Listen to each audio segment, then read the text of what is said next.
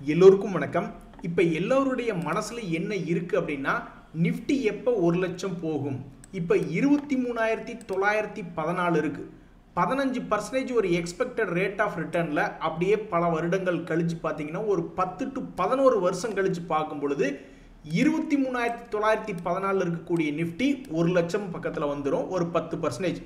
அப்போ கிட்டத்தட்ட பார்த்தீங்கன்னா ஒரு 24 லட்ச ரூபாயை நம்ம இப்போ பணத்தை தூக்கி போட்டோம்னா, இதே எக்ஸ்பெக்டட் ரேட் ஆஃப் ரிட்டர்னில் வந்துச்சுன்னா கிட்டத்தட்ட ஒரு 11 வருஷத்தில் பணத்தை ஒரு 3 மடங்கு இன்க்ரீஸ் பண்ணுது. அப்போ டோட்டலாக பார்க்கும்பொழுது 23 லட்சம் அப்படின்றது 1,11 லட்ச ரூபா ஆகிடும். அதில் பாருங்க, இப்போதைக்கு இந்த 23 லட்ச ரூபாய் வச்சு கோயம்புத்தூரில் இப்பவும் வாங்க முடியாத இடம் அல்லது வீடு, அதே மாதிரி ஒரு 11 வருஷம் கழிச்சு வரக்கூடிய 1 கோடியும் வச்சு வாங்க முடியாது. ஆக மொத்தம் இப்போ நம்ம பார்க்க போனோம்னா ரொம்ப புவராக இருக்கும் அப்படின்ற மாதிரி ஆகிப்போச்சு நாட்டு நிலைமை. சில பேர் ஊருக்குள்ளே பேசிக்கிறாங்க, தியாகு நீங்கள் வந்து புட் ஆப்ஷன் வாங்கினீங்க, அதனால தான் மார்க்கெட்டு மேல் நோக்கி ஏறிடுச்சு 1000 பாயிண்ட் குடு குடு குடுன்ட்டு. அதே மாதிரி நீங்கள் கம்முன்னு இருக்காமல் மேலே ஒரு கோட்டை போட்டீங்க, அண்ணன் போட்ட கோடுன்னு சொல்லி போட்டீங்க, அதனால தான் மார்க்கெட் இறங்கி போச்சு கிட்டத்தட்ட 360 பாயிண்ட் அப்படிங்கிறாங்க. அப்படி கிடையவே கிடையாது. நம்ம ஏதாவது ஒன்று வாயை வச்சு சொல்கிறோம், அப்போ ஏதாவது ஒரு கோஇன்சிடென்ஸ், அதாவது ஒரு ஆக்சிடென்ட் தான் நடக்குதே ஒழிஞ்சு நம்ம சொல்கிறது அப்படின்றது பெரும்பாலும் அங்கே நடக்கிறது இல்லை. அப்படி நடந்ததுன்னா உலகத்திலே பெரிய சாமியார்னு ஆயிடுவேன். அப்புறம் எனக்கு பல சிஷ்யைகள்லாம் இருப்பாங்க, அப்புறம் நான் ஆசிரமெல்லாம் ஆரம்பிக்கணும், அந்த மாதிரி ஆகிடும். ஸோ இன்றைக்கி மார்க்கெட் இறங்கினதுக்கு என்ன காரணம்? முக்கியமாக இந்த உச்சத்திலிருந்து என்ன இறங்குறதுக்கு காரணம்னு பார்த்தீங்கன்னா, அது மந்த்லி எக்ஸ்பைரி. மந்த்லி எக்ஸ்பைரி அப்படின்னாவே இந்த மாதிரி தான் ஏதாவது ஒரு பெரிய அளவில் வால்டிலிட்டி இருக்கும். ஸோ உண்மையிலேயே பழியை நீங்கள் தூக்கி போடணும் மார்க்கெட் இறங்கினது அப்படின்னு பார்த்தீங்கன்னா, அதுக்கு நீங்கள் மந்த்லி எக்ஸ்பைரி மேலே தான் தூக்கி போடணும். அதே மாதிரி இந்த ஐடி இண்டெக்ஸ் அளவில்லாத லாபம் கொடுத்தா இந்த 2 மாதத்தில். கிட்டத்தட்ட 1.5 மாதத்தில் இந்த நிஃப்டி ஐடி இண்டெக்ஸ் 12% லாபம் சம்பாரிச்சு கொடுத்துருக்கான். அதனால் இன்றைக்கி என்ன பண்ணாங்க மார்க்கெட்டில் அப்படின்னு பார்த்தீங்கன்னா, ஐடி இண்டெக்ஸ் தான் பிடிச்சி பெருசாக இறக்கி விட்டுருக்காங்க. இங்கே பார்த்தீங்களா 2.5% ஐடி இண்டெக்ஸ் இறக்கி விட்டாங்க. அதில் லாபத்தை புக் பண்ணிவிட்டு மேபி மற்ற இடத்துல போய் வாங்கியிருப்பாங்க. ஸோ ஐடி இண்டெக்ஸில் இருந்த 10 ஷேர்களுமே வீழ்ச்சி தான் சந்திச்சிருந்தது. ரொம்ப அதிகமாக இறங்கினது யாருன்னு பார்த்தோம்னா இந்த எல்டிடிஎஸும் இன்ஃபோசிஸும் தான். மூன்றாவது காரணம் செல் ஆன் ரைஸ் அப்படின்றது ஷேர் மார்க்கெட்டில் இயல்பாகவே இருக்குது. ஏன்னா கீழே விழுந்த கம்பெனிகள், கீழே விழுந்த ஷேர் மார்க்கெட் அப்படியே திருப்பி செங்குத்தா ஏறி நிற்கும் அப்படின்றது என்றைக்குமே நடந்ததில்லை. அதனால் ஒரு தடவை கீழே இறங்கிட்டு மறுபடியும் மேல் நோக்கி ஏறினான்னா ஏதாவது ஒரு ரெசிஸ்டன்ஸ் வந்துச்சுன்னா அந்த இடத்துல வித்துவிட தான் பார்ப்பாங்க. அதனால் இந்த 3 காரணங்கள்னால தான் மார்க்கெட்டில் இன்றைக்கி பிளட் பாத், அதுலேயும் குறிப்பாக நிஃப்டியில் மட்டும்தான் நடந்தது. நீங்கள் ஒரு தடவை தெளிவாக ஆராய்ந்து பார்த்தீங்கன்னா, நிஃப்டி 50 இண்டெக்ஸில் ஒரு 1.5%, நிஃப்டி நெக்ஸ்ட் 50 எல்லாம் வெறும் 0.1% தான் இன்றைக்கி ஏறி இருக்கு. அதே மாதிரி நீங்கள் போய் ஒரு மைக்ரோ கேப் இண்டெக்ஸ் எடுத்து பார்த்தீங்கன்னா ரொம்பவுமே விசித்திரமாக அவன் 0.67% ஏறி இருக்கான். ஸோ மார்க்கெட்டில் செல்லிங் வந்துருச்சு அப்படின்றது நிறைய பேர் நம்பல, பணத்தை போடுறதுக்கு தான் இன்றைக்கி பார்த்துருக்காங்க. பட் இருந்தாலும் ஐடி ஸ்டாக்ஸில் இன்றைக்கி நல்ல ஹெவியான ஒரு ப்ராஃபிட் புக்கிங் பண்ணி மற்ற இடத்துக்கு பணத்தை நகர்த்தின மாதிரி தான் இன்றைக்கி ஒரு நிகழ்வாக நடந்திருக்கு. இனி மறுபடியும் மார்க்கெட் எப்போ 1000 பாயிண்ட் கீழே இறங்கி 23,260க்கு கீழே போனால் தான் இனி மறுபடியும் மார்க்கெட்டில் செல்லிங் என்பது ரெஸ்யூம் ஆகும். நீ கோட்டை போடாத, முதல்ல கோட்டை போடாத, கோட்டை பூரா டெலீட் பண்ணு அப்படின்ற மாதிரி நீங்கள் சொன்னீங்கனாலும் அதில் வந்து எந்த விதமான ரேஷனலைசேஷன் அப்படின்றது இல்லை. ஏன்னா கோடு இந்த இடத்துல எல்லாருமே தான் போட்டிருப்பாங்க. போன வாரத்தில் என்ன லோவோ அந்த லோவை உடைக்கக்கூடாதுன்னு தான் எல்லாருமே நினைப்பாங்க. நண்பர்களே, இன்னைக்கு பரிதாபகரமாக லைஃப் இன்சூரன்ஸ் கம்பெனிஸ்லாம் இன்றைக்கி பிடிச்சி பெருசாக இறக்கி விட்டாங்க. ஹெச்டிஎஃப்சி லைஃப் ஒரு 4% காலி, இந்த மேக்ஸ் ஃபினான்ஷியல் சர்வீசஸில் ஒரு 4% காலி, எஸ்பிஐ லைஃப் இன்சூரன்ஸில் ஒரு 5% காலி. இதுக்கெல்லாம் காரணம் என்ன அப்படின்ற மாதிரி பார்த்தீங்கன்னா, நம்ம பேங்க்குக்கு செய்யாத தொழிலே இல்லை அப்படின்ற மாதிரி பேங்க்கு ஏகப்பட்ட விஷயத்துக்கு ஏஜென்ட்டாக இருக்காங்க. பேங்க்குனுடைய சப்சிடரி வந்து இந்த லைஃப் இன்சூரன்ஸ் பாலிசிகளெல்லாம் விற்கிறாங்க. ஸோ நம்மளை பொறுத்த வரைக்கும் இது ஒரு இன்சூரன்ஸ் கம்பெனி தான், ஒரு ரெகுலேட்டரை பொறுத்த வரைக்கும் இன்சூரன்ஸ் கம்பெனி தான். ஆனால் இவங்க வந்து ஊர் பூரா அவங்களுடைய நெட்வொர்க் போட்டு ஏஜென்ட்டுகளை போட்டு பாலிசி பிடிக்கிறாங்களா அப்படின்னா கிடையாது. ஏன்னா இவங்க ஏதாவது ஒரு பேங்க்குக்கு சப்சிடரியாக இருக்காங்க அல்லது ஏதாவது ஒரு பேங்க்குகள் மூலியமாக அவங்களுடைய பாலிசிகளை விற்கிறாங்க அப்படின்னா, அப்போ அந்த பேங்க்குகளுக்குன்னு ஒரு வாடிக்கையாளர் இருப்பாங்க. அந்த வாடிக்கையாளரில் இவங்களை போய் எடுத்துறது. இந்தாங்க இன்சூரன்ஸையும் சேர்த்து வாங்கிக்கிங்கன்னு பேங்க்கு விற்காத ப்ராடக்டே ஃபினான்ஷியல் ப்ராடக்டே இல்லைங்கிற மாதிரி எதுலாம் காசு கிடைக்குதோ அதுலாம் அந்த கிராஸ் செல்லிங் அப்படின்றது இந்த பேங்க்குகள் அதிகமாக பண்ணிக்கிட்டு தான் இருக்கு. அப்போ இந்த சப்சிடரியாக இருக்கக்கூடிய இன்சூரன்ஸ் அல்லது பேங்க் அஸ்யூரன்ஸ் அப்படின்றாங்க, அதாவது பேங்க்குனுடைய கிளைண்ட்டுகளுக்கு இன்சூரன்ஸை விற்று அதுக்கூடிய வருமானம். அப்போ இவங்க நெட்வொர்க்கே போட வேண்டியதில்லை, சும்மா உட்காந்துக்கிட்டு பேங்க்குக்கு எப்படி ஏதாவது ஒரு கிளைண்ட் வருவான் அவன் மூலியமாகவே இன்சூரன்ஸை விற்று விட்றலாம் அப்படின்ற மாதிரி இருக்கக்கூடாது இல்லைங்களா. அதுக்காக இந்த இன்சூரன்ஸுகளை நிர்வகிக்கின்ற ரெகுலேட் பண்ணக்கூடிய IRDAI வந்து இந்த மாதிரி 50% மேலே உங்கள் பிஸ்னஸில் பேங்க்குகள் மூலியமாக வரக்கூடிய கிளைண்ட்லேருந்து வரக்கூடாது அப்படின்ற மாதிரி குறைக்க போகிறாங்கன்ற மாதிரி நியூஸ் மீடியாக்களில் பரவுச்சு. உடனே பாவ இந்த இன்சூரன்ஸ் கம்பெனியெல்லாம் போட்டு தரலாங்க. இதுதான் இன்னைக்கு காரணம் இன்சூரன்ஸ் கம்பெனிஸ் இறங்கினதுக்கு. அதே சமயம் நீங்கள் இந்த ICICI லைஃப் இன்சூரன்ஸு மற்றவங்கெல்லாம் இறங்கலையே பெருசு அப்படின்னா அப்போ அவங்கெல்லாம் அந்த லிமிட்டுக்கு கீழே தான் இருக்காங்க. அவங்களுடைய வாடிக்கையாளர்கள் பெரும்பாலும் பேங்க்குலேருந்து வரல அப்படின்ற மாதிரி தான் அர்த்தம். இன்னைக்கு ஷேர் மார்க்கெட்டில் ஒன்றும் செலுசெலுப்பு இல்லைங்க நண்பர்களே. அதானி என்டர்பிரைசஸ் வந்து இன்னைக்கு டாப் கெய்னராக இருக்குது நிஃப்டி. நல்ல வேலை சாமி நான் தப்பிச்சேன், நல்லபடியாக ஒரு 2.5% ஏறி வந்துட்டேன் அப்படின்ற மாதிரி. இந்த LICI ஏன் ஏறி வந்திருக்கு அப்படின்னா அதானி குழுமங்களில் அவங்க கொஞ்சம் பணத்தை போட்டிருக்காங்க. அதானி குரூப் இறங்கினதுனால LICக்கு பெரிய லாஸ் ஆயிடுச்சுன்றாங்க. LIC 1008 கம்பெனியில் பணம் போட்டிருக்கு. அந்த ஸ்டாக்குலாம் இறங்குச்சுன்னா டாடா குரூப்லேயும் தான் போட்டிருக்கோம். அந்த ஸ்டாக்குலாம் இறங்குச்சுன்னா அப்பவும் LICக்கு நஷ்டம் வரத்தான் செய்யும். அது எப்படி அதானி குரூப்பில் இறங்கினா மட்டும் லாஸ்னா, அதாவது மற்ற குரூப்பு அந்த மாதிரி சிக்கிறது இல்லைல்ல. அப்போ இவங்க அதுலேருந்து தள்ளித்தானே இருக்கணும் அப்படின்றதா பெரும்பாலும் பார்வை. எது எப்படியோ அதானி குரூப் ஏறி வந்ததுனால இந்த LIC ஆண்டவா என்னை விட்டுருக்கியாடா இந்த சண்டைக்கே வரல அப்படின்ற மாதிரி ஒரு 2.5% ஏறிடுச்சு. மற்றபடி நம்ம காலையில் எந்தெந்த ஷேர்ஸ் எல்லாம் டிஸ்கஸ் பண்ணுமோ, மிட் கேப்ஸ் ஆகட்டும் அல்லது ஸ்மால் கேப்ஸ் ஆகட்டும், அதே மாதிரி மைக்ரோ கேப்ஸில் பெரும்பாலும் இடம் எதுவுமே மாறல. இந்த சோலார் இண்டஸ்ட்ரீஸ் தான் கடைசியில் பார்த்தா மிட் கேப்பில் டாப் கெய்னராக வந்திருக்கு. மற்றது எல்லாமே எதுவுமே பெருசாக மாற்றம் இல்லை. காலையிலிருந்து எந்த கம்பெனிகள் ப்ளஸில் இருந்தோ அது அப்படியே ஈவினிங் க்ளோஸ்லையும் ப்ளஸ்களில் இருந்தது. என்ன ஒரு துரதிருஷ்டவசம்னா காலையில் பெரும்பாலான ஷேர்கள் பாப்புலரான ஷேர்கள் இறங்கல. ஆனால் இன்னைக்கு எண்ட் ஆஃப் த டேல எடுத்து பார்க்கல ஏகப்பட்ட கம்பெனிகள் 4%, 5%ன்னு பெரிய பாப்புலரான கம்பெனிகள் இறங்கி போச்சு. அதில் இந்த rainbow, Triveni turbine, Amber, SBI life போன்ற மிகப்பெரிய கம்பெனிகள்லாம் பாவம் இறங்கி போச்சு. ஷேர் மார்க்கெட்டில் எல்லாமே தற்காலிகம் அப்படின்ற மாதிரி தான் சொல்லுவாங்க. அதாவது ஏறிட்டே போகிறதும் தற்காலிகம் தான், இறங்கிட்டே போகிறதும் தற்காலிகம் தான், ஏறி இறங்குறதா நிலையானது அப்படின்ற மாதிரி ஷேர் மார்க்கெட்டில் சொல்லுவாங்க. அந்த வகையில் இந்த L&T ஃபினான்ஸ் அப்படின்ற ஷேர் வந்து என்ன பண்ணியிருக்காங்கன்னு பார்த்தீங்கன்னா, அவங்களுடைய சமீபத்திய Q2 ரிசல்ட் அப்படின்றது வந்து ஒன்றும் தப்பு தண்டாவெல்லாம் அவன் பண்ணல. போன வருஷத்தோட கம்பேர் பண்ணல ஒரு நல்ல growth இருக்குது நெட் ப்ராஃபிட்டில். ஆனால் குவார்டர் கம்பேர் பண்ணும்பொழுது அதனுடைய ப்ராஃபிட் ஏர்னிங்ஸ் growth இல்லை, ஃப்ளாட்டாக இருக்கான். ஆனால் போன வருஷத்தோட கம்பேர் பண்ணல நல்லா ஹையாக தான் இருக்கான். அப்பேற்பட்ட அந்த L&T ஃபினான்ஸ் இப்போ என்ன ஆகி கிடக்குதுன்னா, இப்போ அவன் டெத் க்ராஸ் அவர் ஆகி கீழே கிடக்குது. அதாவது பழைய ரேட் அவன் 190 ரூபா பக்கம் இருந்து சரிஞ்சு இப்போ 144 ரூபாயில் இருக்கான். பழையபடி இவன் 190 ரூபா பக்கத்தில் வந்தான்னா ஆல்மோஸ்ட் 30% மேல் நோக்கி ஏறி வரணும். அப்படி வருவானா அப்படின்றது தெரில. பட் எனிவே ஷேர் மார்க்கெட் இறங்குறது ஏறுறது சகஜம் அப்படின்ற மாதிரி இதுக்கு முன்னாடியெல்லாம் அந்த மாதிரி 20%, 30% எல்லாம் 4 முறை சம்பாரிச்சு கொடுத்துருக்கான். இந்த வருஷத்துக்குள்ளேயே 2024க்குள்ளேயே இந்த வேலையை பண்ணியிருக்கான்.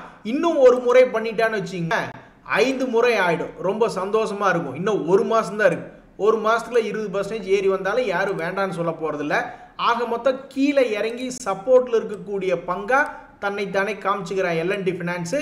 இதுக்கு முன்னாடி நடந்த மாதிரியே மறுபடியும் ஒரே ஒரு முறை ஜம்ப் அடிச்சான்னா ஒரு 30% ஏறி வரணும். வந்ததுன்னா மகிழ்ச்சி தான். இந்த சமயத்தில் வந்து பஜாஜ் ஃபைனான்ஸ் அப்படின்ற ஒரு ஷேர் இப்போ சமீபத்தில் எடுத்து பார்த்தா ஃபைனான்ஸ் கம்பெனிஸ் தான் நல்லா சப்போர்ட்ல இருந்து அப்படியே கொஞ்சம் சப்போர்ட்டை பில்ட் பண்ணுற மாதிரி காமிச்சிக்கிட்டு இருக்கான். இவன் எந்த வேலையை பண்ணாலும் திடீர்னு பண்ணுவான். டே உனக்கு சாதாரணம்னா என்னன்னே தெரியாதா, ஒரு ட்ரெண்டுனாவே என்னன்னு தெரியாதா அப்படின்னு கேட்டால் கிடையாது, ஐ ஆம் எ ட்ரெண்ட் பிரேக்கர் அப்படிமா. திடீர்னு மேலே போகிற மாதிரி கீழே குப்புன்னு உழுக வேண்டியது, அப்புறம் ஏற வேண்டியது, அப்புறம் குப்புன்னு உழுக வேண்டியது. அந்த வகையில் அவனுடைய எப்பவுமே கீழே விழுந்து கிடக்கக்கூடிய இடத்துல வந்து விழுந்திருக்கு இந்த பஜாஜ் ஃபைனான்ஸ். ஒரு 2-3 மாதம் கழித்து பார்த்தா தான் இவன் பழையபடி ஒரு 8000 ரூபா வருவானா அல்லது 5000 ரூபா போவானா அப்படின்றது ஒரு 2-3 மாதம் கழித்து தான் தெரியும். இப்போதைக்கு இவனுடைய ஃபேவரட்டான இடத்துல பள்ளத்தாக்கில் வந்து விழுந்திருக்கான். இந்த பள்ளத்தாக்குலேருந்து மறுபடியும் மலை மேலே போகுமான்னு தெரியல. நண்பர்களே, நிறைய பேர்த்துக்கு இந்த என்விரோ இன்ஜினியர்ஸ் அலாட் ஆகிருக்கு. அதுலேயும் சில பேர் வந்து அவங்க அம்மா பேரில் ஒய்ஃப் நேமில் அப்ளை பண்ணதெல்லாம் கிடச்சிருக்கு. அவங்க நேமில் கிடைக்கல அப்படின்னு வருத்தப்பட்டுக்கிட்டாங்க. ஆம்பளைகளுக்கு என்றைக்குமே ராசி இல்லை தான். இப்போ கூட சமீபத்தில் ஆண்கள் தினம் வந்தது. யாராவது ஒருத்தராவது, நானும் 10-15 வாட்ஸ்அப் குரூப்பில் இருக்கிறேன், யாராவது ஒருத்தராவது வாழ்த்துக்கள் ஆண்கள் தினத்துக்கு அப்படின்னு ஒருத்தராவது அனுப்பிச்சாங்களா? ஒருத்தருமே அனுப்பல. அது மாதிரி ஆண்களுக்கு ஐபிஓக்கள் ரொம்ப குறைவாக தான் கிடைக்குது, பெண்களுக்கு கொஞ்சம் அதிகமாக கிடைக்க தான் செய்யுது. இந்த நிமிஷத்தில் இந்த என்விரா என்ஜினியர்ஸ் அப்படின்ற ஷேர் அப்படின்ற ஐபிஓ வந்து லிஸ்ட் ஆகும் பொழுது எந்த அளவுக்கு வந்து சந்தோஷத்தில் லிஸ்ட் ஆகலாம். 148 ரூபாய்க்கு வெளியிடப்பட்ட பங்கு உங்களுக்கு அலாட் ஆனது எவ்வளவு தூரம் வரலாம்னா, இப்போதைக்கு தற்போதைக்கு ஒரு 36% காட்டுறான். ஒரு 5-6% கீழே இறங்கி ஒரு 30 அல்லது ஒரு 25 வந்துச்சுன்னா கூட ஒரு மகிழ்ச்சி தான். அல்லது மேலே வந்து 50% வந்து லிஸ்ட் ஆனாலும் மகிழ்ச்சி தான். இந்த ரெண்டை தவிர்த்து வேறு எது நடந்தாலும் மனசுக்கு சங்கடமாக தான் இருக்கும். ஸோ தற்போதைய நிலவரத்தில் இப்போதைக்கு இது ஒரு குட் நியூஸ். அலாட்மெண்ட் ஆனது சந்தோஷத்தை தரும் அப்படின்ற மாதிரி தான் இருக்குது. நண்பர்களே, 2 பேங்க் ஷேர்கள் ஒரு பரபரப்பான விஷயத்தை பண்ணியிருக்காங்க. இனிமேல் அந்த பரபரப்பு கண்டினியூ ஆகுமா இல்லையான்னு தெரில. பட் என்ன பண்ணியிருக்காங்கன்னா, சமீபத்தில் ஒரு சின்ன நாட்கள்லேயே வந்து பார்த்தீங்கன்னா 12% அவனுடைய சப்போர்ட்லேருந்து இந்த யூனியன் பேங்க்கு ஜம்ப் அடிச்சிருக்கு. அதே மாதிரி இந்த பஞ்சாப் நேஷனல் பேங்க் வெறும் 5 நாட்களில் அவனும் ஒரு 12% சப்போர்ட்லேருந்து ஜம்ப் அடித்து ஒரு மார்க்கெட்டை பரபரப்புக்கு உள்ளாக்கியிருக்காங்க. தொடர்ந்து மேல் நோக்கி ஜம்ப் அடிப்பானா அப்படின்றது தெரியல. அப்படி அடிச்சதுன்னா மகிழ்ச்சி தான். கிட்டத்தட்ட 140 ரூபா வரணும் பஞ்சாப் நேஷனல் பேங்க். எதுவுமே நம்ம ரியலைஸ் பண்ணுறக்கு என்னடா பண்ணுனீங்க, எப்படி ஆச்சு அப்படின்னு நம்ம யோசிக்கிறதுக்குள்ள நடந்துடும். அப்படிதான் இந்த 12% ஏறி பரபரப்பாக இருக்குது. மறுபடியும் ஏறுமா அப்படின்றது தெரியல. தொடர்ந்து ஏறிச்சுன்னா மகிழ்ச்சி தான். அல்லது செல் ஆன் ரைஸு அப்படின்ற ஏதாவது ஒரு கான்செப்டில் இறக்கி விட்டாலும் ஒன்றும் பண்ண முடியாது. அதனால தான் எப்போவுமே இறங்குற மார்க்கெட்டாக இருந்தாலும் சரி சப்போர்ட்டில் தான் எடுக்கணும், ஏறுற மார்க்கெட்டாக இருந்தாலும் சரி சப்போர்ட்டில் தான் எடுக்கணும் அப்படின்னு சொல்கிறது. ஸோ இந்த பங்குகள் ரெண்டுமே வந்து தன்னுடைய ரெசிஸ்டன்ஸை உடச்சி மேல் நோக்கி வந்து அவங்களுடைய பழைய ஹையை தொட்டுச்சுன்னா மகிழ்ச்சியோ மகிழ்ச்சி தான். ஹே மேன், நீங்கள்லாம் என்னைக்காவது ஒரு நாள் தான் இறங்குறீங்க அப்புறம் ஏறுறீங்க. ஆனால் என் வாழ்க்கையில் எப்போவுமே நான் இறங்கித்தான் ஏறுவேன் அப்படின்ற மாதிரி பாவம் இந்த ஐஇஎக்ஸ் அப்படின்ற ஷேர்னுடைய பிஸ்னஸ் ஸ்ட்ரக்சர் அப்படின்றத அடி வாங்கிடும் கவர்மெண்ட்டுடைய ஒரு சட்டத்திட்டத்தினால அப்படின்னு சொல்கிறாங்க. அது இன்னும் இம்ப்ளிமெண்ட் பண்ண தான் நம்ம இன்னும் படிக்கல. பட் அதை டிஸ்கஸ் பண்ணிக்கிட்டே தான் இருக்காங்க. எப்போ இம்ப்ளிமெண்ட் பண்ணுறாங்க என்னங்கிறது தெரியல. இந்த வகையில் இந்த ஐஇஎக்ஸ் ஷேர் சமீபத்தில் பல பேர்த்த சந்தோஷத்துக்கு உள்ளாக்குனா, எங்கிருந்து சந்தோஷத்தில் உள்ளாக்குனான்னு நீங்கள் நினைக்கிறீங்க? மிகப்பெரிய வேலை. 120 ரூபா ரேஞ்சிலிருந்து 240 ரூபா பணத்தை அப்படியே டபுள் பண்ணி விட்டான். வெறும் இந்த வருஷம் 2024 மார்ச் மாதத்துலேருந்து செப்டம்பர் மாதமே அந்த வேலை முடிஞ்சிருச்சு. ஓஹோ, நீ மேலே ஏறிட்டு வர்றியா, இரிய உனக்கு ஒரு பாயாசத்தை போடுறேன்னு ஒரே நியூஸ் தான். அந்த ஒரே நியூஸை தான் அப்பப்போ வெளியிட்டுக்கிட்டே இருப்பாங்க வீடியோவில்.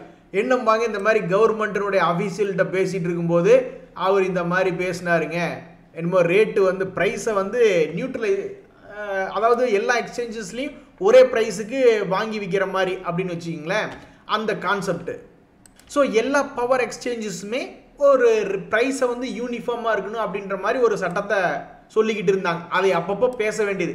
அப்படி அவங்க எப்போல்லாம் பேசுகிறாங்களோ அப்போல்லாம் சடார் புடார்னு ஒரு 30-40% இறங்க வேண்டியது. அப்படி தான் இறங்குவான் அப்புறம் ஏறுவான், அப்படி தான் இறங்குவான் அப்புறம் ஏறுவான். அப்புறம் மறுபடியும் அதே ஆள்கிட்ட போய் பேசுவாங்களே என்னன்னு தெரியல. ஆனால் மீடியாவில் நியூஸ் வரும், இந்த மாதிரி இந்த அஃபீஷியல்கிட்ட பேசிட்டு இப்படி வந்ததும்பாங்க. உடனே அதே நியூஸ், ஒரே பேட் நியூஸ்க்கு இறங்குவான் அப்புறம் ஏறுவான், அப்புறம் இறங்குவான் ஏறுவான்.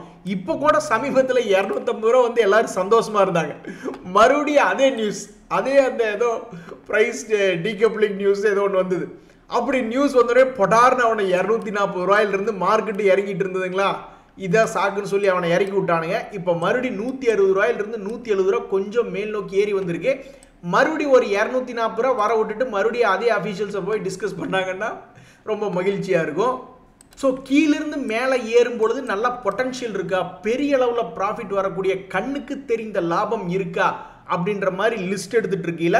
இந்த மாதிரி வாட்ச் லிஸ்ட்டில் இந்த ஐஇஎக்ஸ் அப்படின்ற ஷேர் தான் வந்து விழுகும். இந்த சமயத்தில் ஜிஎன்எஃப்சி அப்படின்ற ஷேர் அப்படியே ஒரு ஃபீனிக்ஸ் பறவை மாதிரி கீழிருந்து மேல் நோக்கி ஏறி வந்திருக்கான். அதாவது டெத் கிராஸ் ஓவர் அப்படின்ற ஒரு இண்டிகேட்டர் வந்து இந்த ஸ்டாக் பெரும்பாலும் கீழே போகிறதுக்கு வாய்ப்பு இருக்குது அப்படின்ற மாதிரி இண்டிகேட்டர் போட்டு அது கீழே தான் போச்சு. அவன் இண்டிகேட்டர் போட்டதுக்கப்புறம் அந்த ஸ்டாக் லேசாக மேல் நோக்கி ஏறி மறுபடியும் பெருசாக கீழே விழுந்தது. ஆனால் 520 ரூபாயிலிருந்து ஒரு ஷேருக்கு 100 ரூபா, ஆல்மோஸ்ட் 20% மேலே ரெக்கவரி ஆகி வந்திருக்கக்கூடிய இந்த ஜிஎன்எஃப்சி அப்படின்ற ஷேர் மறுபடியும் அவனுடைய பழைய ஹை 760 ரூபா வந்து தொடுமா? இப்போ ஆல்மோஸ்ட் 15% மேலே வந்த பங்கு இன்னொரு 20% மேலே வருமா அப்படின்ற எதிர்பார்ப்பு வந்திருக்கு. இந்த எஸ்பிஐ கார்டு ஷேர் நியூஸ் கொண்டு வர்றப்போலாம் ஒரு நண்பர் சிரிச்சுக்கிட்டே இருப்பார். ஏங்க அப்படின்னு கேட்டால் தெரியல, எனக்கு அந்த எஸ்பிஐ கார்டு ஷேர் ப்ரைஸை பற்றி பேசினீங்கன்னாவே எனக்கு சிரிப்பு தாங்க வருது அப்படின்ற மாதிரி ஒரு நண்பர் சொல்லுவாப்புல. அதுக்கு முக்கிய காரணம் என்னன்னா, அந்த ஷேர் அவரை பல முறை ஏமாத்திருக்கு. இந்த இதுக்கு முன்னாடி 2023, 22 அப்போ கூட அது 2 தடவை மேல் நோக்கி ஏறி தன்னுடைய பேரை காப்பாற்றியிருந்தாலும் இந்த 2024 அவன் பெருசாக ஏறவே இல்லை. ஆரம்பத்தில் என்ன ரேட் இருந்தானோ இப்போ அதே ரேட்டு தான் இருக்கான். ஸோ கடைசிக்கு வேகமாக இந்த வருஷத்தில் மேல் நோக்கி வந்த பொழுது 850 ரூபா பக்கத்துலலாம் வந்திருக்கான். இப்போ 711 ரூபா முக்கியமான ஒரு சப்போர்ட்லேருந்து ஒரு 70 ரூபா பக்கம் ஏறி வந்த இந்த பங்கு அப்படியே தொடர்ச்சியாக ஏறி இது இப்படி நடந்துருச்சுன்னா வானமே இடிஞ்சு விழுந்த மாதிரி தான். பட் அந்த மாதிரி நடக்குமா அப்படின்றது தெரியல. இதை பற்றி நம்ம ஒரு பாசிட்டிவாக பேசினாவே அந்த நண்பர் சிரிக்கிறாப்புல. எது எப்படியோ இந்த ஷேரினுடைய விலை 711 ரூபாயிலிருந்து ஏமாத்தாமல் 820 ரூபா இதே வேகத்தில் வந்துச்சுன்னா இந்த ஷேரை வச்சிருக்கிறவங்க ரொம்ப மகிழ்ச்சியாக இருப்பாங்க. நண்பர்களே, கண்டெய்னர் கார்பரேஷன் ஆஃப் இந்தியான்னு ஒரு பங்கு, அவன் தன்னுடைய லோவை நிறுத்த முயற்சி பண்ணுறானா? ஏன்னா இப்போ நிறைய பங்குகள் கீழே சரிவடைஞ்சு ஒரு லோவை பேஸ் பண்ணிக்கிட்டு இருக்கான். எந்த ஒரு ஷேருக்குமே நீங்கள் பார்த்தீங்கன்னா லோன் ஒன்று இருக்குமில்ல. இப்போ கூட சமீபத்தில் பாருங்கள், 2023 இந்த கண்டெய்னர் கார்பரேஷனுடைய லோ இதுதான்.